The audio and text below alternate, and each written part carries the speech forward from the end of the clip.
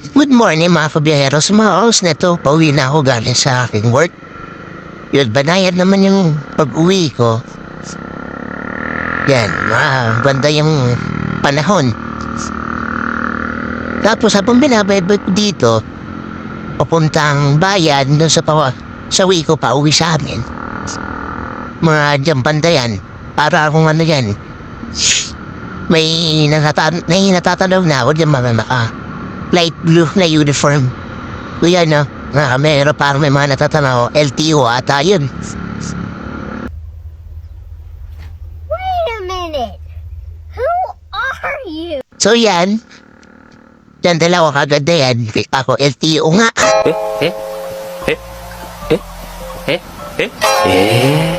Oh my God.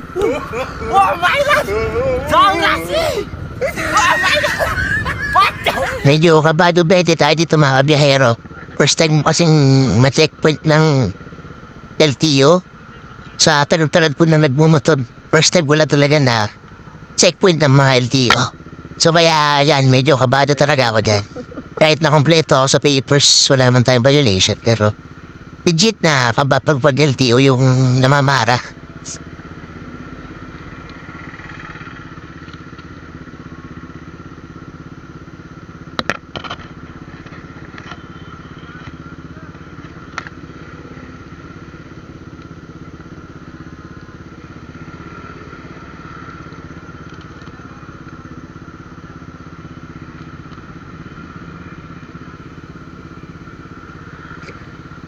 So yan mga biyero, pagkatapos mo kunin yung papers ko at lisensya.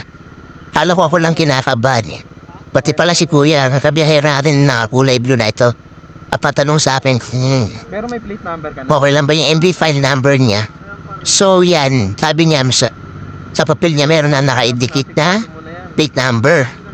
So yan lang mga kabiyero, medyo pinarawan si kuya. Okay naman yan siguro, advised lang siya. Pero sa time na to, humbis lang naman siyang chinek. Pwede pinicture lang yung papers sa lisensya. Sure ko lang mga kabiyahero, kung naka-indicate na ORCR na plate number, need niyo pumunta sa LTO. Saan nakarehistro ang MC niyo at kumuha kayo ng authorization para sa temporary plate na papagawa niyo. Para iwas abala yan. Lalo na pag LTO ang nag-checkpoint sa inyo. Buti nga dito okay itong LTO. So yan, may operation siguro sila sir. May mga siguro may naka-alarmang motorsiklo na nyakaw. Kaya yan, nag-check sila. So good job sir, ginagawa niyo trabaho. Shoutout sa inyo, shoutout yan sa mga nasa binasa checkpoint. Yun lang mga kabiyahero. Until next vlog, thank you.